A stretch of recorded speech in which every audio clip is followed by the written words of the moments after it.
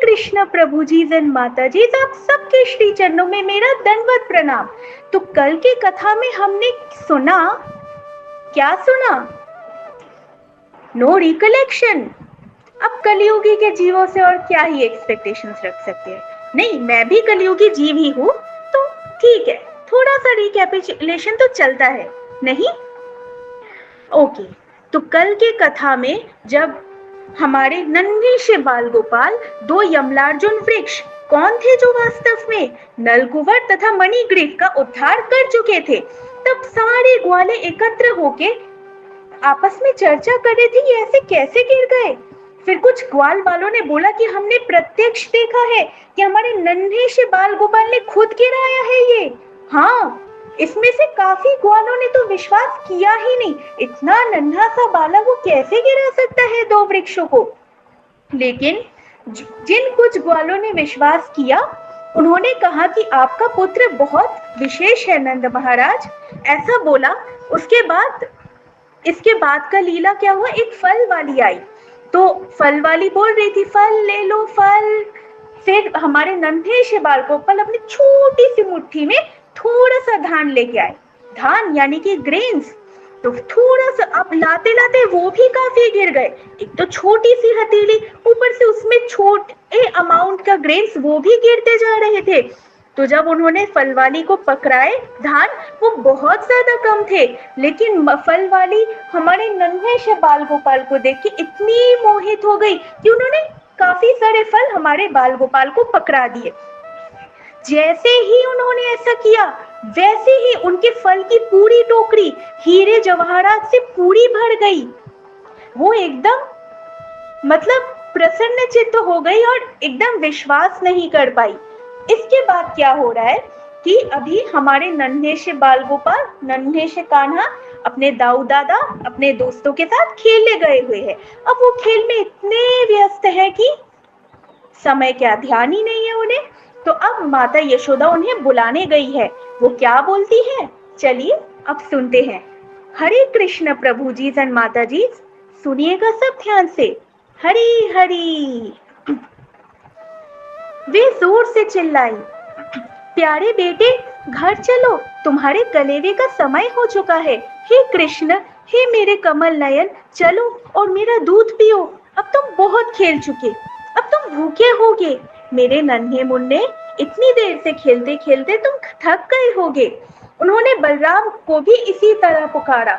अपने कुल की शान, अपने छोटे भैया श्री कृष्ण के साथ तुरंत घर चलो, तुम सुबह से खेल में लगे हो और अब तक थक गए होगे। चलो और घर पर अपना कलेवा कर लो, तुम्हारे पिता नंद राज तुम्हारी प्रतीक्षा कर रहे हैं, उन्हें भोजन करना है, अतः तुम लौट चलो जिससे वे भोजन कर सके।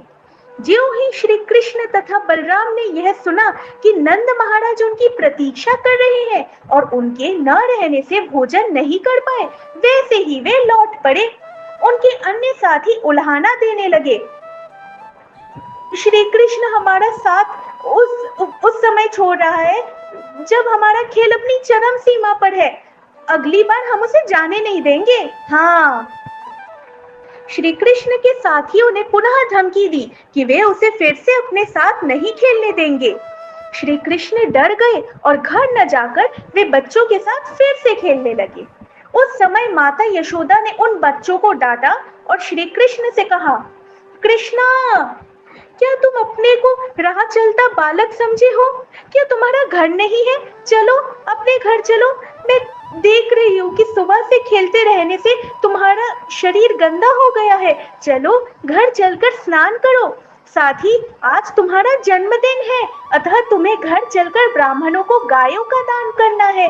क्या तुम देख नहीं रहे कि तुम्हारे साथी किस तरह अपनी अपनी माताओं द्वारा पहनाए गए आभूषणों से अलंकृत है? तुम्हें भी स्वच्छ होकर सुंदर वस्त्र तथा आभूषणों से अलंकृत हो लेना चाहिए। अतः तुम घर चलो, स्नान करो, ठीक से वस्त्र धारण करो और अब तब तुम खेलने आ सकते हो।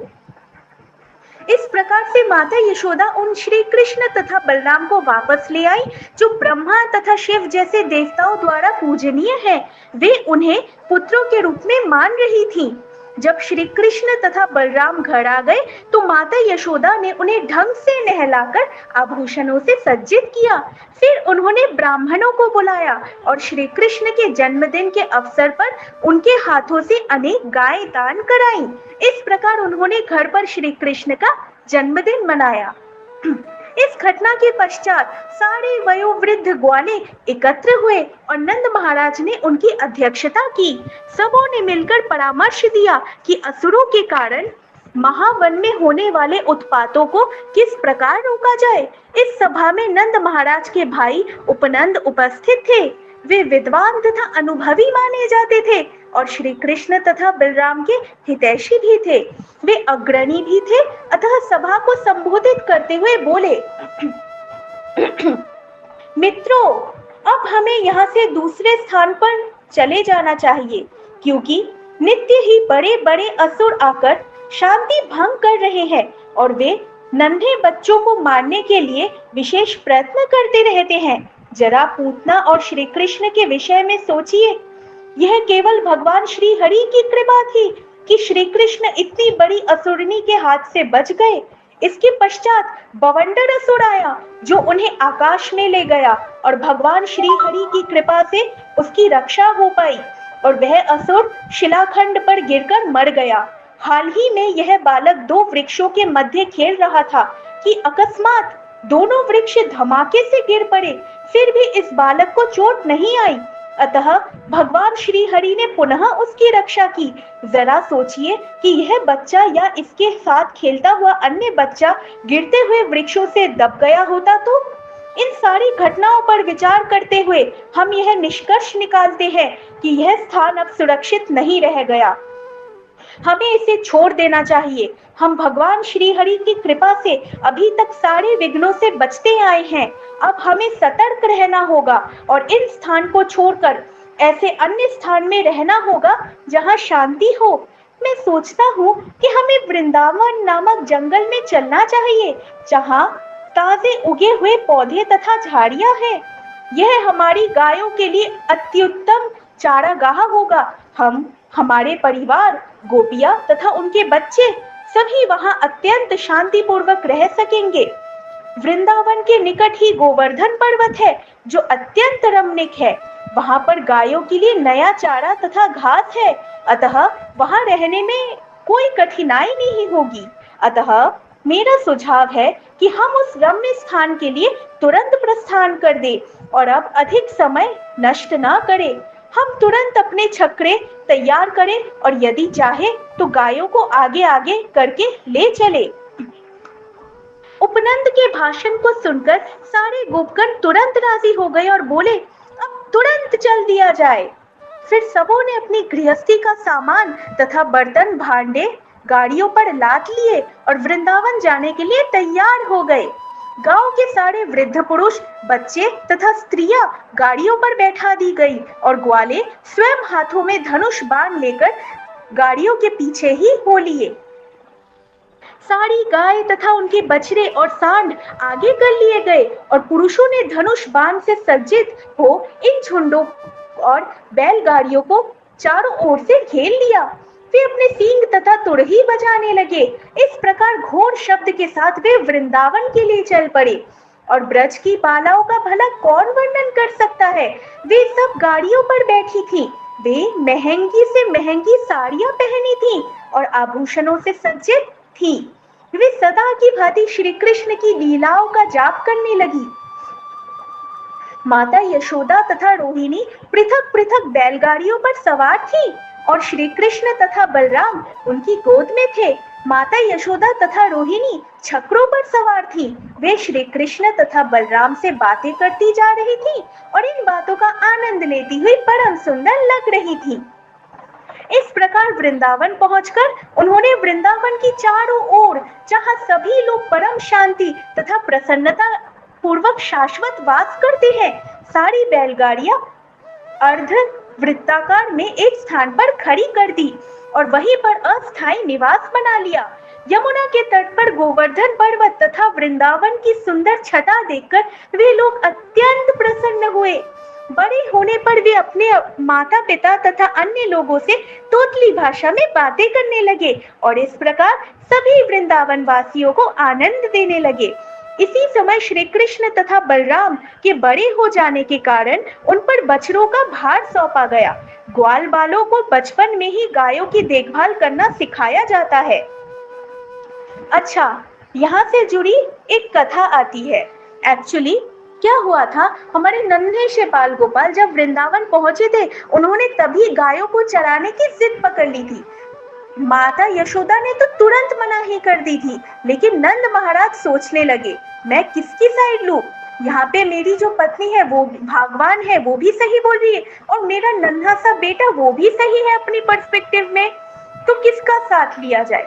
तो फिर नंद महाराज ने बहुत सूझबूझ के करके बोला, अरे ये गायों को भले ना चरा पाए, 3.5 वर्ष के थे तब हमारे नन्हे से बाल गोपाल, लेकिन गायों की बछड़ियों को तो चरा सकता है ना, गायों की बछड़ियां चराएगा अब से ये।